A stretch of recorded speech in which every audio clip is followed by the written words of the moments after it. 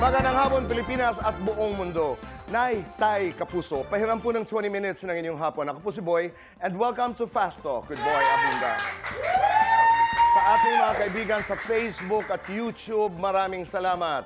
At sa lahat ng nakikinig po sa DZWB, welcome to the program. It's one of the best days in my life because ang ating panauhin po is one of the best, if not the best. She is, well, arguably the best actress in Philippine cinema. And the best actress in the world. And the best actress in Europe. But not only that, Nay-Tay Kapuso,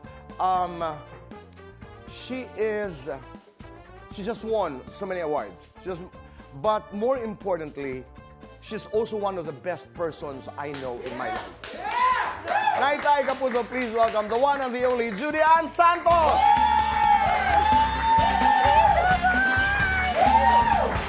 Grabe naman!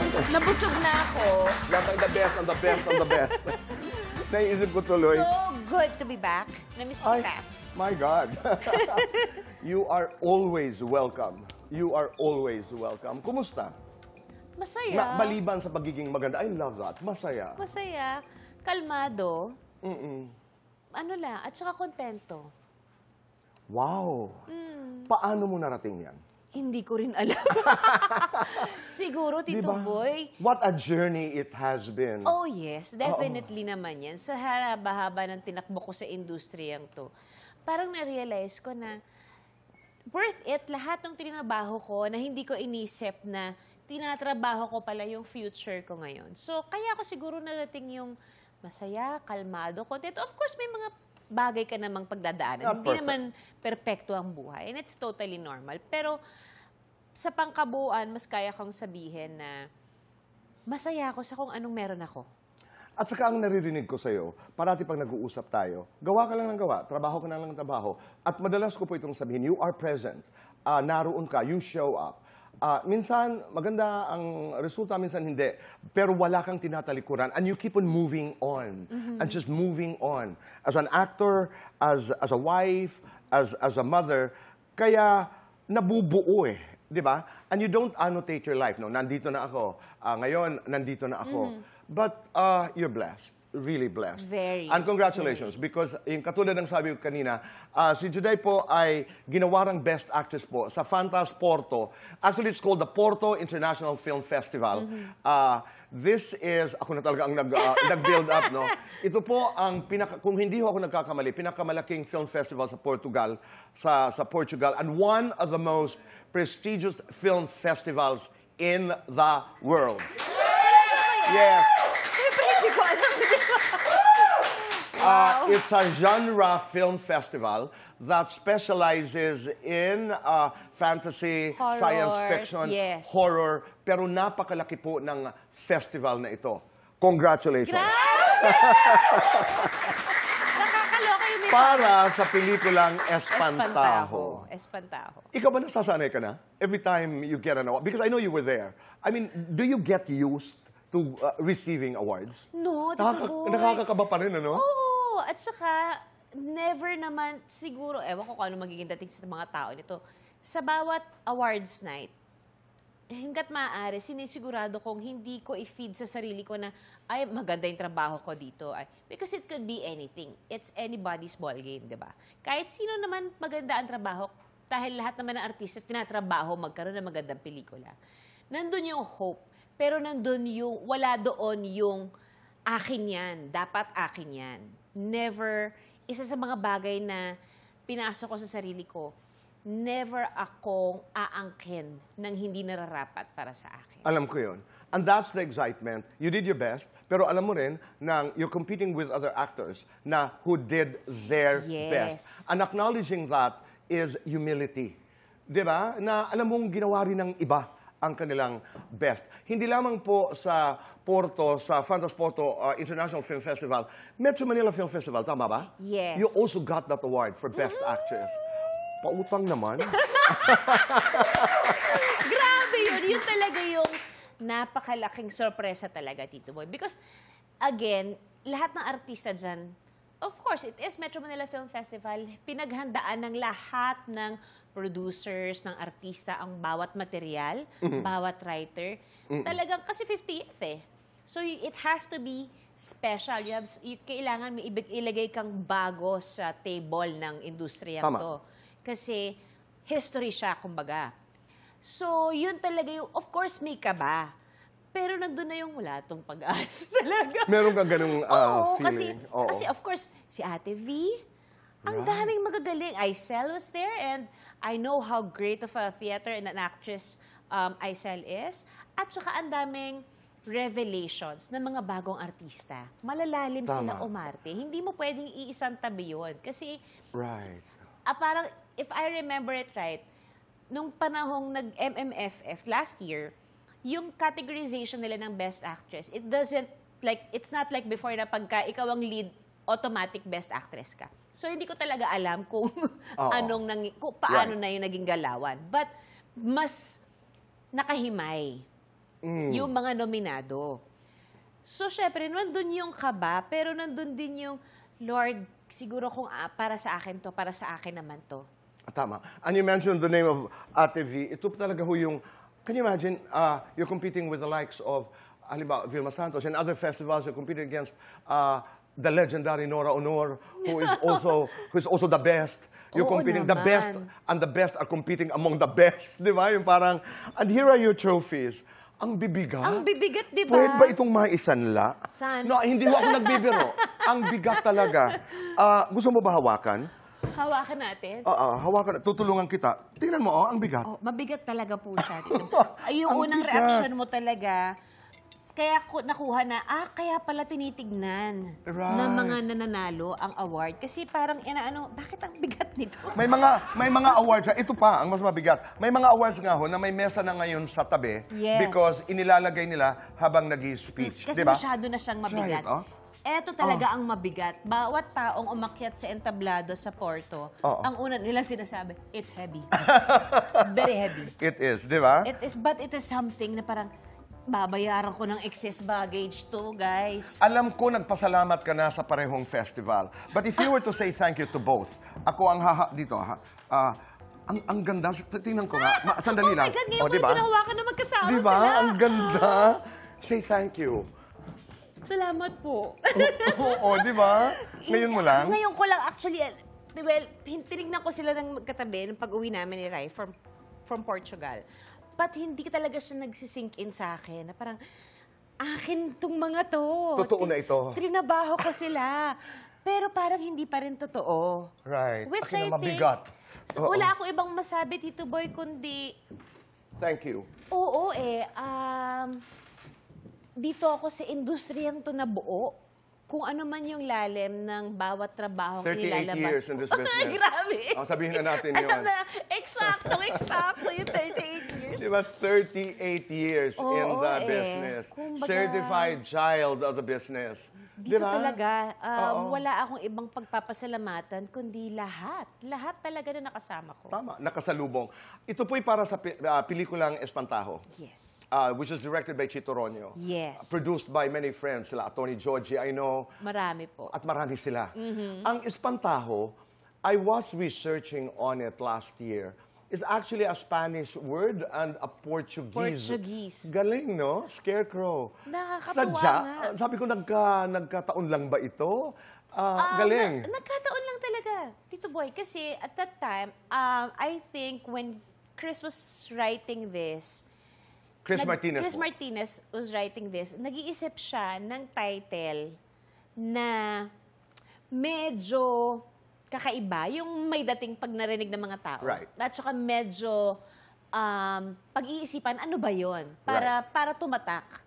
Tama yun. So, nung Hindi nag-meeting pamilyar kami, kasi. hindi pamilyar. Ano uli? Espantajo. So Yun. ngayon, dahil may Google and all, pag narinig yung hindi pamilyar na salita, i-google mo ngayon. Right. Malalaman mo na ngayon ang ibig sabihin yan. Tatatak na siya sa isip mo. Sabi ko, napakahusay. In Portuguese, it's actually espantalo. There's an L. Espantajo. parang Oo, ganyan. in Spanish, parang pantahar or something. Ano pagka Ang Spanish? dami. Pero it's a horror movie. But more than just a horror movie, Juday, like sa trailer, halimbawa, yung bigla ka nalang gumanon. Oo. How'd you do scenes like that? Before we started shooting ng day one, pinag-usapan na namin ni Direk Chito, how are we gonna go about this? So meron siyang naikwento sa akin na situation Okay. na nagmamasahe sa kanya na nag-seizure sa harap niya. And then I researched on my own. Okay. If I were to have a condition like this, it has to be right. I mean, when I do it, when I act it out, kailangan tama at totoo siya. Kasi, mahimay na ang opinion ng mga tao ngayon eh. And of course, ang tagal ko nang hindi gumagawa ng pelikula, and more so with Chito Ronyo pa, na The great Chito Ronyo. talagang naghintayan kami na nang tumawag siya sa akin, halika na, gawin na natin to. Bakit hindi? Turuan mo nga ako sumigaw sa horror. Sumigaw? Yung horror, yung takot na takot. Naku, alam mo, meron akong mahusay sumigaw dito. Sino? Kasama mo? Kasama ko. Talaga? Paano ba? Oo. Pat!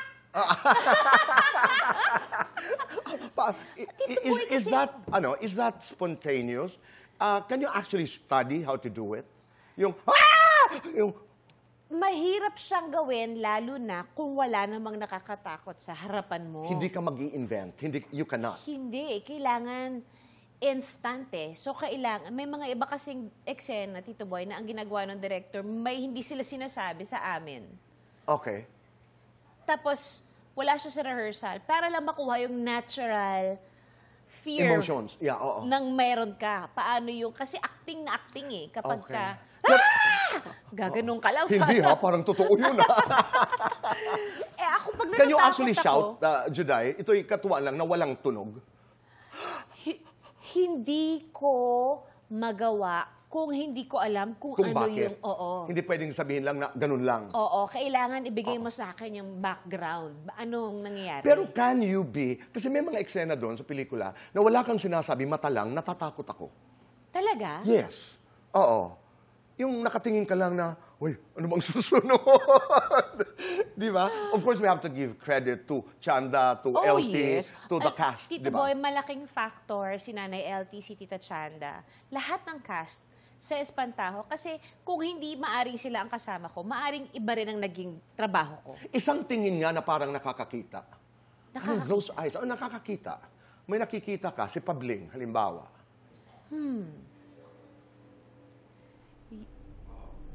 Oo, no? Ha? Parang mahirap siyang i-acting Tito Boy sa white background. Oo, pero nandyan na. Maaring, I don't know how you guys do it. I don't know how you do it. sa totoong salita, Tito Boy, hindi ko rin alam. Oo.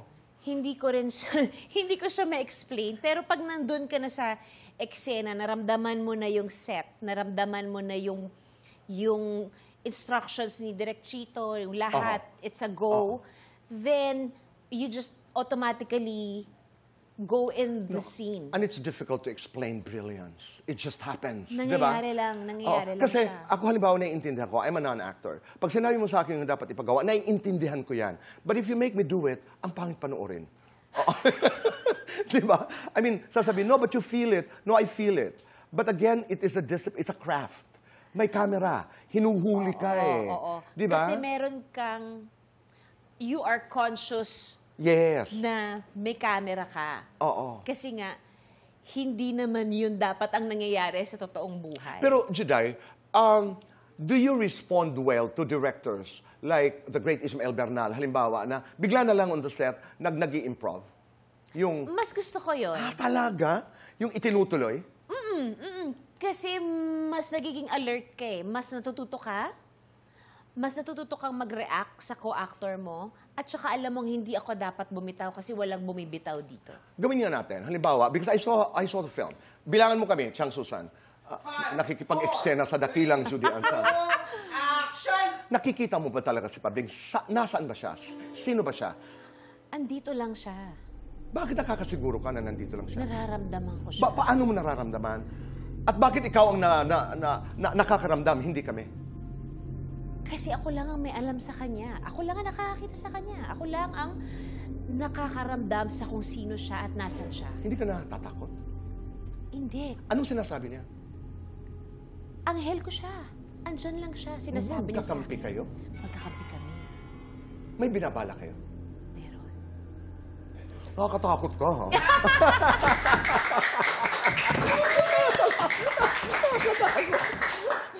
Dahil let's do, makiki-fast talk na lang ho. Ang galing-galing mo. Grabe naman. Kainis. Di ka lang maganda, di ka lang mayaman, magaling ka pa. Huwag tayo dun sa yaman. Tatanggapin ko yung ganda. Trinabaho ko rin yan eh. Totoo. Nakita kita. Alam mo yan, Tito Boy. Let's do fast talk, Juday. Yes po. Kanina ho, just before I begin fast talk, we always say, I always look forward to seeing her. I always look forward. Maski ganito lang, nagkukwentuhan, kalokohan, nagbubulungan, nagtatawanan, but these are precious moments. Pero napakalalim kasi agad ng dating Correct. ng usapan Oo. natin. We've known each other for so long. And I'm So just so long. glad of what you have become. As an actor, as a mother, as a wife, I'm just so proud of At you. isa ka talaga sa mga nakakakilala sa akin. Totoo Tito yun. Boy. Oo. Hindi man tayo nagkaroon ng relationship as talent manager, but it was deeper than that. Correct. And we would talk. At isang tagahangang malaki. One of her biggest fans is my partner, Bong Quintana. Ay, no! Hindi pwedeng hindi ko sabihin yan, Hindi, magagalit. magagalit, Okay, mag-aaway let's kayo. do fast talk. Soap opera queen or kusina queen? Queen? Charot! No, that's good. Angry mom, angry wife. Wala. Ayoko Chef's nun. kiss, Ryan's kiss. Oh, Royals. Awards, box office. Pwede uli both? Correct. Pero as a producer, Aha, box office, tama. syempre. Teleserye o pelikula? Pelikula. Esperanza, Espantajo. Espantaho. Halo-halo, hilong-hilo. Halo-halo. Magluluto, malilito. Magluluto. Walang arte, walang takot. Walang arte. Manalo sa loto o manalo sa acting award. Sa loto! Huwag na tayo maglukuhan dito, Tito Boy! Artista ang Ako din. Artista ang pinakamagaling para sa'yo. Oh my God, napakahirap niyan. Maaring, it could be Charito Solis and Nida Blanca. Artista ang pinakamaganda para sa'yo. Pinakamaganda? Nako, pwede bang... Shucks. Pinakamagandang mukha, I would say, Christine Hermosa. Artista ang pinakagwapo para sa'yo. Pinakagwa. Abay, syempre, asawa ko. Natural. Artista ang muntik maging boyfriend. Huwag na. Matotrouble tayo pareho. Marami akong akala ko nga boyfriend eh, hindi pala. Huwag ka nang ganyan. Alam mo, huwag ka nang ganyan. Yun, maaring sila'y nag-isip. Okay, 1 to 10. Ilan ang naging boyfriend mo sa showbiz? 2. 1 to 10. Ilan ang nanligaw sa'yo sa showbiz? Mga ganon. Oo, hindi, depende. Magka-leading man ang mas bata. Depende. Oo, hindi, depende. Tumanggap ng supporting role. Oo. Oo, hindi, depende. Magpa-sexy sa pelikula. Hindi na, Tito Boy. Oo, hindi, o depende. Gumawa ng GL o Girls Love series. Depende. Unang nangangalabit, si Ryan, ikaw. Siya. Unang napapagod, siya, ikaw. Depende. Pwede ba natin yung depende? Lights on, lights off. Depende. Happiness or chocolates? Happiness. Best time for happiness. Anytime. Panalo ako sa buhay dahil... Buo ako.